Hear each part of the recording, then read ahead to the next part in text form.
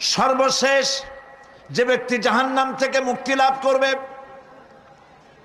তাকে আল্লাহ পাক বলবেন, ফেরেশতাদেরকে বলবেন, ও আমার ফেরেশতারা, আমার এই বান্দাকে জান্নাত এবং জাহান্নামের মাঝখানে রেখে দাও। জান্নাত এবং জাহান্নামের মাঝখানে লোকটি যখন থাকার জায়গা পাবে, সে জান্নাতের দিকে তাকায়া দেখবে আর কাঁদতে থাকবে।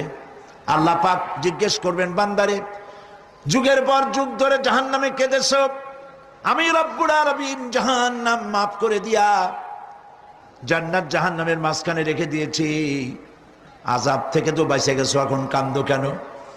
লোকটি বলবে, রব্বুল আলামিন কান্দি এই কারণে, জাহান্নাম থেকে মাফ করেছো, তোমার শুকরিয়া আদায় করি।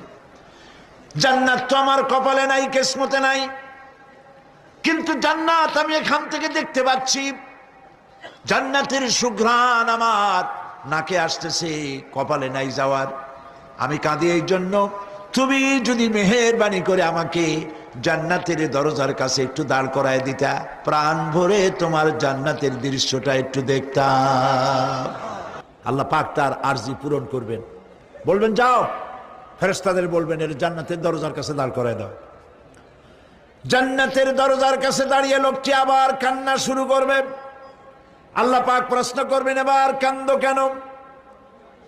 লোকটি বলবে, রব্বুল আলামিন কান্দি এই কারণে, জান্নাতের এই দরজায় দাঁড়ায়া জান্নাতের অফুরন্ত নেয়ামত কিছুই ভালো করে দেখা যায় না, শুধু অল্প জায়গা দেখি।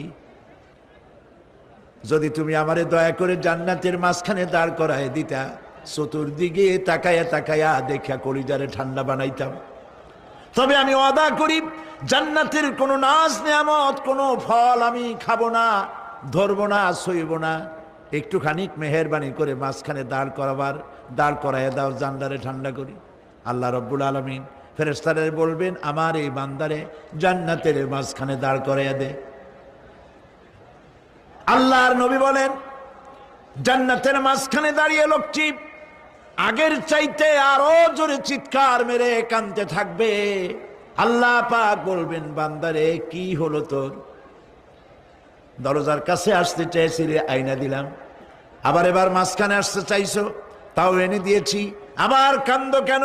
লোকটি বলবে, রব্বুল আলামিন এবার কান্দি এই জন্যে, তুমি যখন দয়া করে একটিবার জান্নাতের মাঝখানে এনে আমাকে দাঁড় করায় দিয়েছো, তুমি রহমান রহিম গফুরুর রহিম, এই জান্নাত থেকে আবার আর বাইর করে দিও না। আল্লাহ রাব্বুল আলামিন বলবেন, ও আমার বান্দারে, আমার এই জান্নাত তোর খুব পছন্দ হয়েছে নাকি? লোকটি বলবে, রব্বুল আলামিন কলিজা ঠান্ডা হয়ে গেছে, ভাবতেও পারি না এই জান্নাত এত সুন্দর। আল্লাহ পাক বলবেন, বান্দারে এরকম একটি নয়, দুইটা নয়, তোর জন্য আমি 10টা জান্নাত এইরকম রিজার্ভ করে রাখছি। সুবহানাল্লাহ। আল্লাহ পাককে ভয় করে পৃথিবীর সমস্ত পাপ থেকে যারা নিজেকে রক্ষা করবে, আল্লাহ তাদের জন্য এই জান্নাত রেখে দিয়েছেন। সুবহানাল্লাহ। সেই জান্নাতের রিসিপশন আপনারা আন্দাজ করতে পারবেন না, রিসিপশন কারে কয়। কি এর প্রধানমন্ত্রী আর প্রেসিডেন্ট, 4-5টা পুলিশ আর আর্মি আসে একটা ফট করে সেলুট মারলো, বাস শেষ হয়ে গেল, এরকম না। জান্নাতীদেরকে রিসিপশন দেওয়া হবে। জান্নাতীরা যখন আল্লাহর হুকুমে জান্নাতের দিকে যেতে লাগবে, আর যখন জান্নাতের কাছে চলে যাবে, আল্লাহ রাব্বুল আলামিন শোনায় দিচ্ছেন, হাত্তা ইযা জাউহা ফুতিহাত আবওয়াবুহা ওয়া ক্বালা লাহুম খাজানাতুহা সালামুন আলাইকুম তিবতুম ফাদখুলুহা খালিদিন।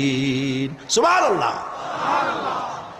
জান্নাতীরা যখন জান্নাতে প্রবেশ করার দরজার মুখোমুখি হবে, দ্বার রক্ষীগণ তখন বলবে, সালামুন আলাইকুম, আল্লাহর শান্তি তোমাদের উপরে বর্ষিত হোক। সুবহানাল্লাহ। দুনিয়ার টাটকা টাটকা সুখগুলি 2 পা দিয়ে ঠেলে দিয়েছো, টাটকা সুখগুলি গ্রহণ করো নাই, হারাম খাও নাই, আল্লাহর দ্বীন কায়েমের জন্য রক্ত দিয়েছো, জীবন দিয়েছো, কষ্ট করেছো, আল্লাহকে ভয় করেছো, আমাদের সালাম গ্রহণ করো, জান্নাতের মধ্যে ঢুকে যাও চিরকালের জন্য। সুবহানাল্লাহ। আর বাইর হওয়া লাগবে না, চিরকাল এই জান্নাতের মধ্যে তোমরা বসবাস করতে পারবে, আল্লাহ রাব্বুল আলামিনের ফেরেশতারা বলে দিবেন। জান্নাতের মধ্যে আল্লাহ পাক হুরদের সঙ্গে জান্নাতীদের বিয়ের ব্যবস্থা করে দিবেন। কোরআনে কারিমে আল্লাহ পাক বলেন, মুত্তাকিইনা আলা সুরুরিম মাসফুফাতিন ওয়া যাওয়াজনাহুম বিহুরিন ঈন। সামনাসামনি ভাবে সাজানো সারি সারি আসন সমূহের উপর তারা ঠেস লাগায় বসে থাকবে, আর আল্লাহ রাব্বুল আলামিন হুরদের সাথে জান্নাতীদের বিয়ের ব্যবস্থা করে দিবেন। যেসব হুরের সঙ্গে বিয়ে হবে তাদের আল্লাহ পাক বিবরণ দিচ্ছেন কি রকম হবে তারা। লাম ইয়াতমিসহুন্না ইনসুন ওয়ালা জান। এর পূর্বে জিন এবং ইনসান এদেরকে কেউ স্পর্শ করে নাই। কি রকম তারা? কাআন্নাহুন্নাল ইয়াকুতু ওয়াল মারজান। যেমন ঝিনুকের ভিতরে মণিমুক্তা থাকে, এইভাবে আল্লাহ পাক তাদেরকে পবিত্র করে রেখে দিয়েছেন। আমার প্রিয় ভাইরা, আল্লাহ রাব্বুল আলামিন কোরআনে কারীমের ভিতরে বলেছেন, ফাবিআইয়ি আলা'i রাব্বিকুমা তুকাযযিবান। জান্নাত দান করে আল্লাহ পাক এবার জান্নাতীদেরকে সম্বোধন করে বলবেন, ইয়া ইবাদি লা খাউফুন আলাইকুমুল ইয়াওমা ওয়ালা আনতুম তাহজানুন। হে আমার বান্দারা, লা খাউফুন আলাইকুমুল ইয়াওম, আজ আর কোনো ভয় নাই। সুবহানাল্লাহ, সুবহানাল্লাহ। আজ আর কোনো ভয় নাই, কোনো চিন্তাও নাই, আরামে এই জান্নাতের মধ্যে বসবাস করো। এরপরে আল্লাহ পাক জিজ্ঞেস করবেন, ও আমার জান্নাতীরা, আমি যেসব ওয়াদা করছিলাম আমার ওয়াদা মোতাবেক সমস্ত নিয়ামত পেয়েছো? তারা বলবে, হ্যাঁ পেয়েছি, সব নিয়ামত আপনার ওয়াদা মোতাবেক সব পেয়েছি। আল্লাহ রাব্বুল আলামিন বলবেন, সব পাও নাই, ওয়ালাদাইনা মাজিদ, আমার কাছে আরো বেশি আছে। সুবহানাল্লাহ, আমার কাছে আরো বেশি আছে। জান্নাতীরা বুঝবে না সে আরো বেশিটা কি, এর থেকে আর বেশি কি। প্রিয় ভাই সব, নবী করিম সাল্লাল্লাহু আলাইহি সাল্লাম বলেছেন, জান্নাতের সুখ আর শান্তি কোন চোখ নাই যা দেখেছে, যা কোন অন্তঃকরণ নাই যা কল্পনা করতে পেরেছে। এই জান্নাত মুত্তাকিদের জন্য আল্লাহ রাখছেন। সুবহানাল্লাহ।